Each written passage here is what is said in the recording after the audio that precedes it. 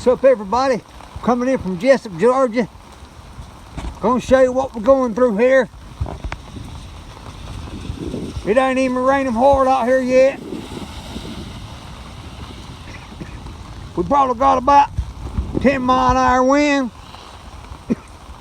coming from that side of the left. It's raining beer cans.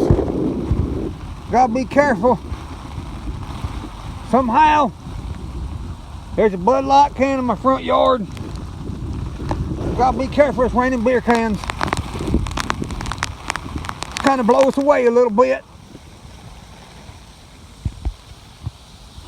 You can see the trees and a little bit of gust. I got an umbrella.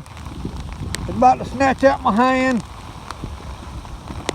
but it ain't that bad.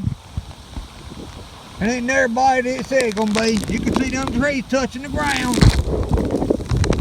It's probably a good 10-mile-an-hour gust, 15. Snatch the umbrella out my hand. That's about it. Alright, going back safely. Take it easy.